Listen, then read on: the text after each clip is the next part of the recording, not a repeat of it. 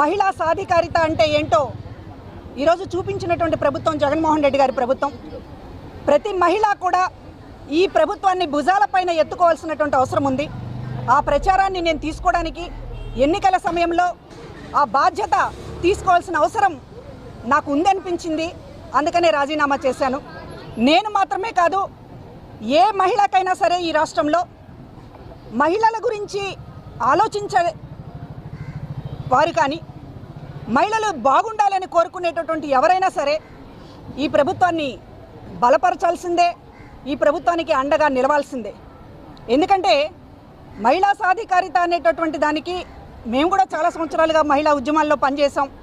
అనేక సంఘాలలో రాజకీయాల్లోకి రాకముందు మహిళల కోసం పనిచేసాం. న్యాయవాదిగా నా దగ్గర ఉండేటటువంటి కూడా మహిళల కేసులే ఉండేవి. కానీ మహిళా సాధికారిత అనేటటువంటిది పల్లె ప్రాంతాలలో 80% ఏదైతే ఆధారపడి ఉన్నారో అక్కడ దాకా చేరాలి అని అంటే ఇప్పటిదాకా మాటలకే పరిమితమైంది.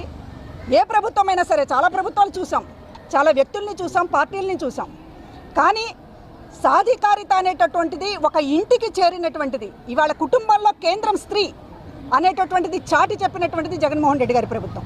స్త్రీ చుట్టూ తిరుగుతోంది ఇవాళ ప్రభుత్వం. స్త్రీ చుట్టూ పథకాలు తిరుగుతూ ఉన్నాయి. స్త్రీ చుట్టూ సమాజం తిరుగుతూ ఉంది. మహిళ ఇవాళ అన్నిటికీ కేంద్రం అనేటటువంటిది చాటి చెప్తూ ఉన్నప్పుడు ఈ ప్రభుత్వాన్ని కాపాడుకోవాల్సినటువంటి బాధ్యత ప్రతి మహిళ పైన ఉంది అనేటటువంటిది ఈరోజు నేను మహిళా ఉద్యోగుల సమక్షంలో ఒక సందేశాన్ని ఇవ్వడానికే ఇక్కడికి వచ్చానని మీడియా వారికి తెలియజేసుకుంటున్నాను.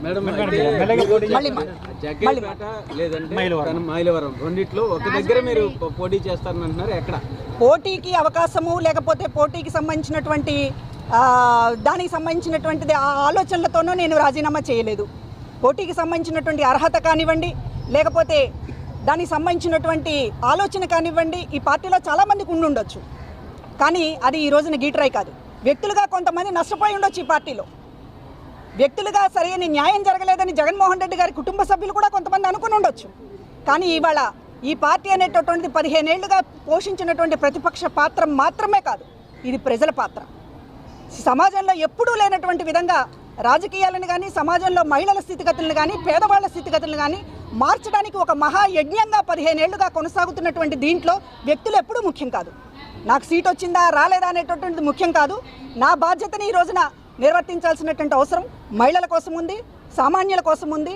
మనసున్నటువంటి ప్రభుత్వానికి మద్దతు తెలియచేయకపోతే అది అన్యాయం అవుతుంది అనేటటువంటిది అది ప్రతి ఒక్కరూ ఆలోచించేటట్టు చేయడమే నా బాధ్యత అనుకుంటున్నాను. పార్టీ ఆదేశిస్తే పోటీకి సిద్ధమా? పోటీకి సిద్ధం, దేనికైనా సిద్ధమే. పార్టీ ఆదేశించినా ఆదేశించకపోయినా కొన్ని బాధ్యతలు నెరవేర్చడానికి సిద్ధంగా ఉన్నాం. అన్ని పరిస్థితులు కలిసి వస్తే జగన్మోహన్ రెడ్డి గారు తప్పనిసరిగా ఆలోచిస్తారు. కలిసి రాకపోతే ఈక్వేషన్స్ కావచ్చు, లేకపోతే బలాబలాలకు సంబంధించినటువంటి విషయాల్లో ఏదైనా ఒక కుదరకపోవచ్చు తప్ప అవకాశం ఇవ్వాలనేటటువంటి ఆలోచన ఆయనకి ఎప్పుడు ఉంటుంది. పార్టీ ఆదేశించి మిమ్మల్ని ఎన్నుకోమంటే ఏ చూసుకుంటారు? ఏ నియోజకవర్గం ప్రస్తుతానికి ఇది అసలు ఊహాజనితమైనటువంటి విషయము. ప్రస్తుతానికి పోటీ అనేటటువంటిది ఆ కాన్సెప్టే లేదు. ఖచ్చితంగా నాకు సంబంధించినటువంటి ఒక బాధ్యతగానే దీన్ని తీసుకుంటున్నాను తప్ప పోటీకి సంబంధించినటువంటి ఆలోచనతో కానీ, లేకపోతే అవకాశం వస్తుందనేటటువంటి దాంతో కానీ నేను తీసుకోవడం లేదు. ఇప్పటిదాకా మీడియా వారందరూ కూడా నాకు చాలా సహకరించినందుకు, మహిళా కమిషన్ చైర్పర్సన్గా మీరు అనేక మంది సహకరించారు. ప్రతి ఒక్కరికి ధన్యవాదాలు, కృతజ్ఞతలు. జగ్గైపేట నా ప్రాంతం కాబట్టి, నేను పుట్టి పెరిగిన ప్రాంతం కాబట్టి అనుకుంటారు. అంతకు మించి రాష్ట్రంలో మీరు నేను మీ వల్ల కావచ్చు, జగన్మోహన్ రెడ్డి గారి వల్ల కావచ్చు, రాష్ట్రంలో నేను తెలియని ఈ ప్రాంతం ఏది అంటే అక్కడ రాజమండ్రి అనూష కేసు నుంచి మీరు యాక్టివ్గా ఉన్నారు కదా? ఖచ్చితంగా అది మహిళలకు సంబంధించినటువంటి ప్రభుత్వం. మహిళలకు సంబంధించినటువంటి ఈ ప్రభుత్వాన్ని భుజం మీద మోయాల్సినటువంటి అవసరం ప్రతి మహిళకి ఉంది. అందులో నేను ముందుంటున్నాను. నేను ఈరోజు సిద్ధంగా ఉన్నాను. Thank you.